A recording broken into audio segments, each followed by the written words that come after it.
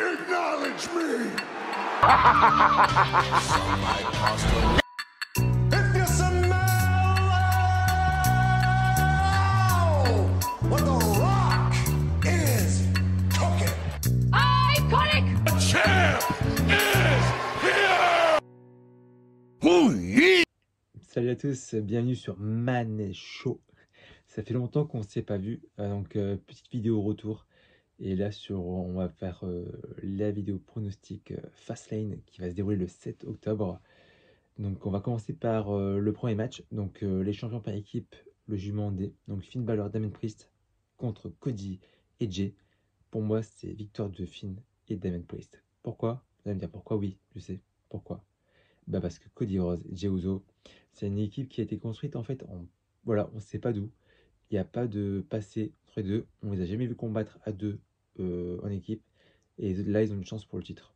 Donc on voit vraiment que c'est juste pour capitaliser sur la hype, sur la pop qu'ils ont, les babyface. Donc, mais pour moi, ils vont pas gagner. On va passer au prochain match. Donc LWO contre Bobby Lashley et les Street Profits. Donc pour moi, ça va être victoire de Bobby et des Street Profits. C'est une équipe justement qui est construite depuis quelques semaines à SmackDown, qu'on voit de plus en plus. Pour moi, c'est le moment de gagner, de marquer les esprits. Parce que si jamais ils perdent déjà là, bah, ça le fout mal pour après, quoi. On va vraiment pas les prendre au sérieux.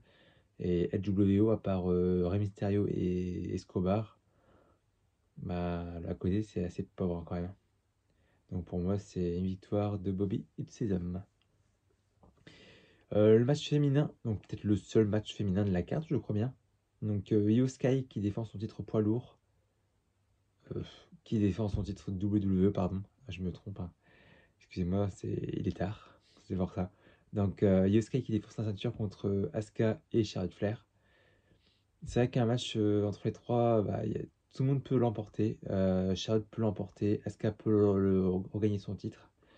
Donc après, il y a aussi la menace qui plane avec Jade Cargill qui peut revenir.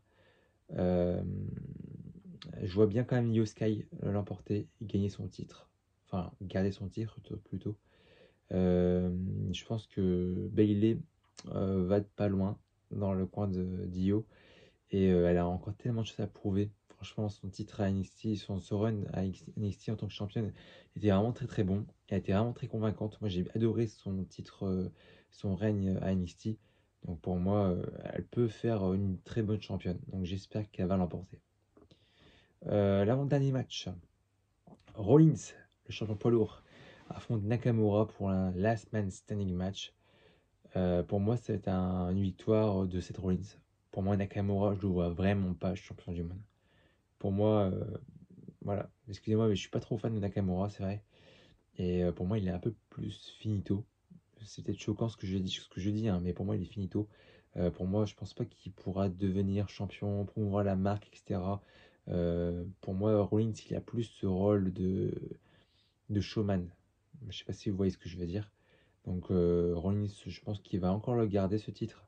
Et je pense que pendant le match, on va beaucoup travailler sur le dos de Rollins. Et le match va durer très très longtemps, à mon avis. Vu déjà le nombre de matchs, je pense que celui-là, il va durer longtemps. Il se peut aussi que ça peut être le main event. Et un autre match qui aurait pu être aussi dans le main event, c'est celui-là. C'est le prochain et le dernier match. C'est John Cena et LA Knight face à la Blue Line, composée de Solo Sikoa et de Jey Uso. De Jimmy, pardon. Pour moi, c'est une victoire de Solo de Jimmy. John Cena a quand même une sacrée liste derrière de défaites. Il n'a pas gagné depuis quasiment 2000 jours, il me semble, en un contrat. Et les Knights, il a pas non plus. Il a cette hype, etc. Mais sur le ring, il n'a pas non plus convaincu.